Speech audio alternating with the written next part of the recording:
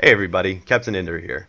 Today we're showcasing the brand new NATO jet on Arma 3. It's the A-164 Whiplash. And as you can tell, it is a variant of the A-10 Thunderbolt 2.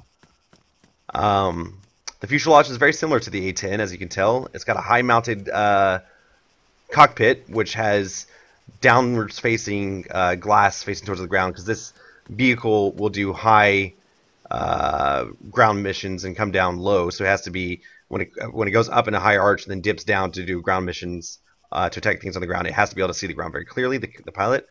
It's a CAS based jet only. It doesn't have an air-to-air variant. The reason for this is because it's a flying fortress. Basically, it's a flying tank. And CAS meaning close air support. So as you can see, it is a flying tank. It has a buttload of armaments to its complement. And we'll go over those in a little bit. So let's continue with the design on the aft of the plane. We have a tail that has kind of a new cool look to it, kind of a futuristic look. Very similar to the tail of the Kamish, the gunship, the Op-4 gunship. And the jet engines are turbo engine, turbofan engines, similar to the engines of a commercial airliner, but much more powerful and on a smaller vehicle. So it goes a lot faster. The design does look different of the engines compared to the A-10. That's the most noticeable thing. And I think it's just kind of creating the stealth look to it, which would lend itself to kind of similar to the stealth bomber or stealth fighter or the F-22 Raptor. And that's playing off Arma 3's futuristic look to all its weapons. On a side note, if they do actually build a stealth or a new version of the A-10 Warthog or Thunderbolt 2, it probably would look something similar to this because it's a subsonic jet, meaning it's much likely to be targeted by ground force units, other air units, and a lot easier to be attacked than a supersonic jet because it's just simply not as fast as a supersonic jet like an F-16 or an F-22. Therefore, it would require more, I would imagine, more stealth countermeasures against radar. So, you know, that's just I would imagine if they built one today, a new A-10, and it would probably look something very similar to this. So let's go ahead and turn on the engines. We'll get a readout from everything. Here we have the left LED screen has all of our armaments on each wing, left and right, and the amount of each one has. The center screen we have. Actually, no, these are just the safeties. Excuse me, I'm sorry. So that's the left and right wings. All the weapons have their safety off. The front weapon is the cannon. We'll go over those in a little bit, though. Center screen has our altitude and plane body position to Earth. That's what the blue is the sky, brown is Earth. That thing in the middle is the horizon. So that's the horizon for the plane. In the middle, below that we have the azimuth. That is the direction it's facing. Below that we have left and right flaps, and in their positions they're currently completely up. And because I have my air brakes on. Over here we have the altitude, our airspeed measured in knots. Between that, the two power being delivered to the engines, left and right, and then the fuel, left and right of each engine.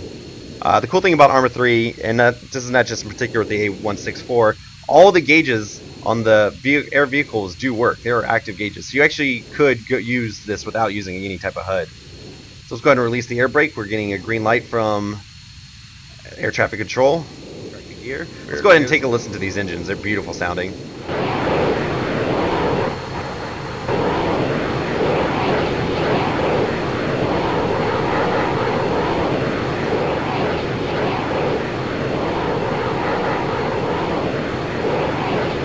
And it is a really gorgeous plane. I love it.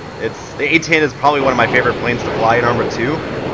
And this one's quickly becoming my favorite in Arma 3, if not already. Alright, so while we're on our way there, we're going to go through the armaments. I'm going to save the best for last. So we're going to start out with the first missile in the cycling system is an Falchion 22 air-to-air short range missile. As I said before, there's no air-to-air base variant of this vehicle because it is not built for that. It's built for air-to-ground uses only, but it does have a short-range air-to-air missile for defense purposes only to engage enemy air units that might be trying to attack it. The next round is the main complement to this vehicle's armament. It's the air-to-ground Macer missile. It's a powerful anti-armor missile It uses radar lock, so you can lock onto it from the cockpit. You don't need any players or other ground forces operating to make these targets with those missiles. And there's 6 of them. It has 6. And I think I figured out it's the ones in the 3 batteries each on the side, the large ones. That is the Macers, I think. But I'll have to look that up for you to get it exactly. The specifications of these missiles are a little bit different from the A-10. The next round we have is we have 2 different variants of the what's called the Shrieker Missile. The Shrieker is a laser-guided missile. The rest of these are laser-guided only.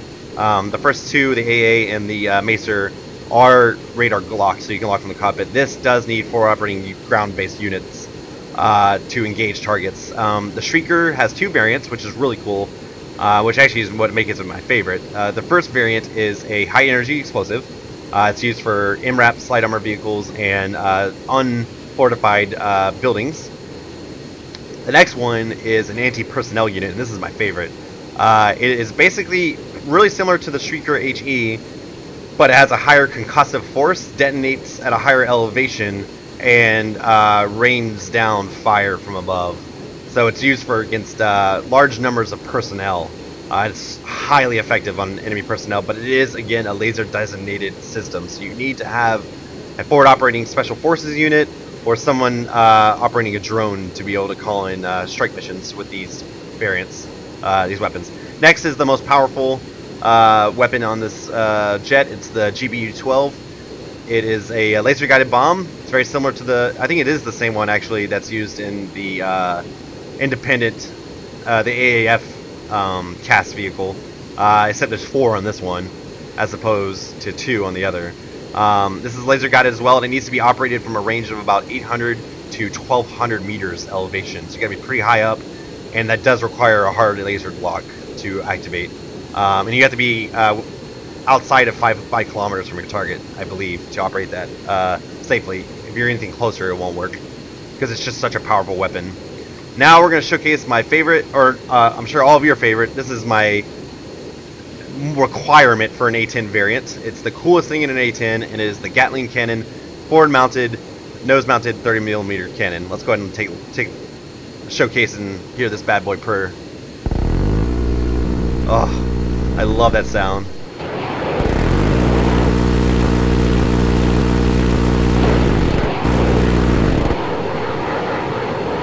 Bohemia did an excellent job recreating the Gatling Cannon. If you fire it, it takes about a second to heat up because it is a Gatling. That means it rotates all its rounds to disperse the ammunition faster. And if you pulse your trigger to engage multiple targets, it will keep the barrel spinning and not burn as many rounds. It still will burn rounds. And you know, I don't know what the RPM on this thing is, but I know it's insane. I think it's about I know it's over 9,000 rounds per minute. So be careful. You will burn these really quickly. Alright, so let's go ahead and move into engagement. Let's test out the air-to-ground capabilities of this thing.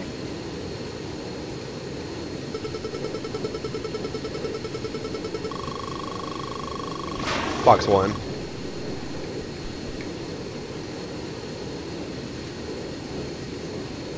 Oh, too close, too close. Alright, I think I took out the enemy air contact. Let's see. Anti-air. Yep. Alright. I kind of wanted to showcase excuse me, this vehicle's capability of defensive parameters, but from evading missiles, it's pretty good at it.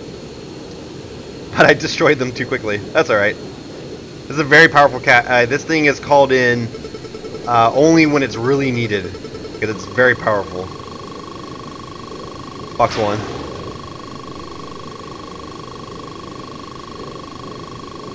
Negative and splash.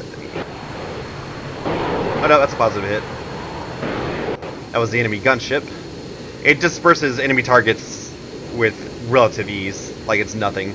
Let's go ahead and showcase the effectiveness of the Gatling gun on ground forces. So we're going to circle around here, do a fire mission.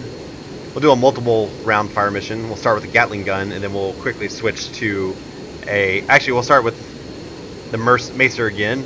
Engage a target from very far out, 6 kilometers, 5 kilometers. Should be able to get a lock very soon.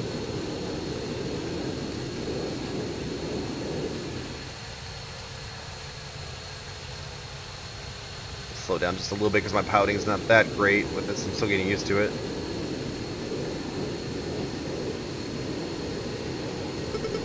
There you go. Box 1.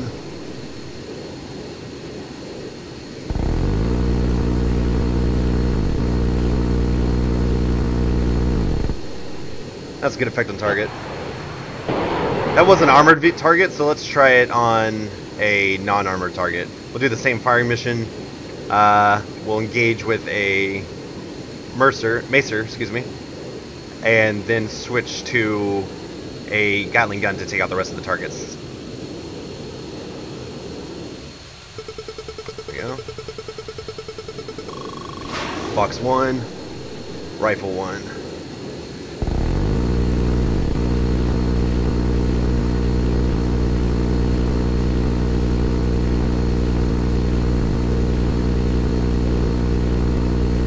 That was close. That's an example of a firing mission. I think I took out probably about half of them. And that's the A-164 Wipeout. It's a beautiful jet. I love flying it. This has been a cool video. If you guys are interested in checking out some of my other cool stuff, be sure to like and subscribe. I'll see you guys around, and I'm gonna bail out. Go! Be free. Boom. Blop.